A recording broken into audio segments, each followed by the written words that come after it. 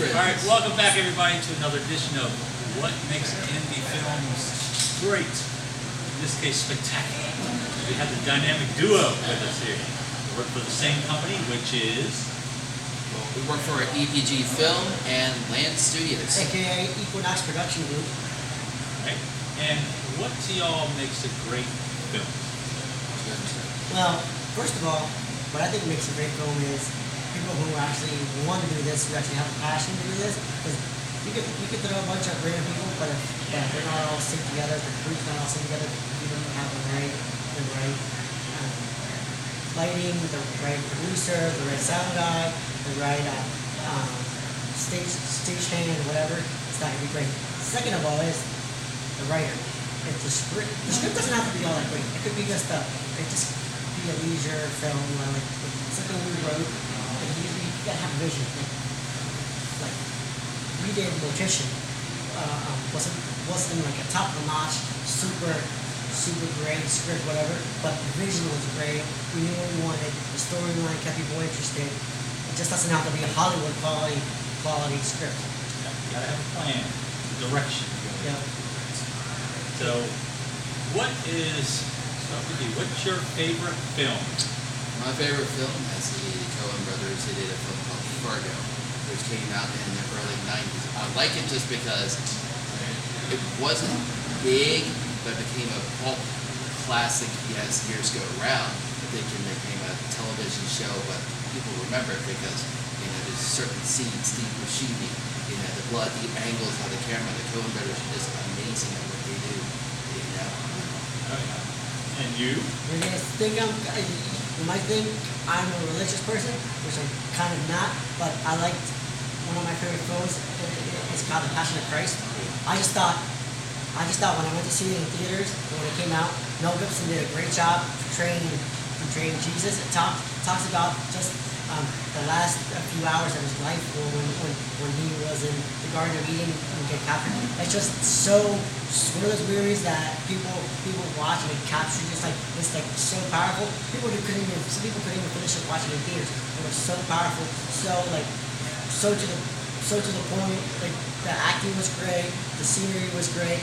It told the story of Jesus, supposed to be Jesus, really well. It was really well made. It's like so good. Like you could tell people were hooked. It was one of them great films. All right. So your funniest or most crazy story from filmmaking so far? Well, let's see. Well, I can say with Department of Explore trying to keep it quiet. Because one thing we have to do on set is you need to be quiet, everyone quiet down. I'll be a judge of that. In Mortician, I played the supporting lead actor. You had no lines. I had no lines, but the funny part was keeping me quiet the whole time. Keeping them quiet the whole time. And one of the also funniest moments was working with Wesley Spangler and Toilet Bowl the Attack of the Toilet Bowl Baby Zombies. It was mainly improv, not really a script, but it was so cheesy, so funny to work with, so well done. People enjoy doing it. It's like it's one of the films that this is so stupid, so dumb, but it's so funny. You can tell it's poorly made, but it was intended that way, and it's so fun to work with. Don't forget, you were the stick boy in Zero. Oh yeah, and I was stick boy too. That was another good like part. Sometimes the improv moments in filmmaking are some of the best. I mean, granted, probably sometimes some of the worst, but for the most part, I think there's some of the best. But my thing is, if you know your film is bad, if you know your film is like it's not going to be a good film, make it as cheesy as possible. Because hence, Zero by Wesley, the first Zero, was supposed to be just like a little like trailer thingy on Facebook. Blew up so much, he went with it, and he realized how cheesy it was going to be. So he said, "I'm going to make it as cheesy as possible," and it worked out great. Oh yeah, it was so good. It's a horror movie that isn't. If you want to see the Kings of Horror on Facebook, Facebook's page, Kings of Horror, type in Z /0. We have like 50,000 views on that right now, so it's blowing up big. It's hard to miss it, especially with a name like Z-ERO. Yeah, it's just you can't miss it. It's just really cheesy, but really like people. You can't stop laughing the whole time. you cannot. For an action adventure horror, it's actually put in the horror genre for some reason. But okay, so shameless plug time. What you got going on? So as of right now, I've got two projects going on, writer and director. The first one is we're currently in production or post-production for a film called Bobo, a short film. It's about a 1920 circus clown. It's going to be great. It stars Eric Bird, stars Gus Zuko, Hillary Styler, and filming by, of course, Ethan Styler, which is great. That is done by EPG Film or Equinox Production Group. Correct. And you can find them by going to Facebook to type in EPG Network, or you can go to YouTube and type in EPG Network. Then the other film that's going on, we're about to start, is The Mexican Leprechaun, which we call El Mexican Leprechaun. El Leprechaun Mexicano, Taylor Fortune, and he's our lead actor. He plays the Mexican And Leprechaun. that is done by the same company. No, not the same company. By the same company, but under one of our directors' own company called Land Studios, which EPG Film will help Land Studios film that because we are technically the same people, but Land Studios got his own company. That sounds like it's going to be a scary, intense, hard, like very dramatic film. Is that true? It's a dark comedy. It's not It's not really horror, but it's more With that name, it's got to be. It's more of a dark. Well, it's a dark comedy, and he actually has speaking roles in this one. Think about this, guys. Think about this. You get somebody who finds the leprechauns out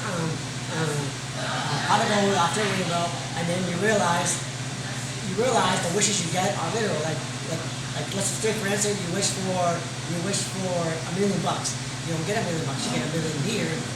That's a buck. Which Wesley's gonna play her deer in our movie. No spoilers. No spoilers, no, But but it's a fun film. yeah, dark comedy at its best, kind of dark comedy in the line of almost like the Coen brothers, kind of dark humor. Yeah.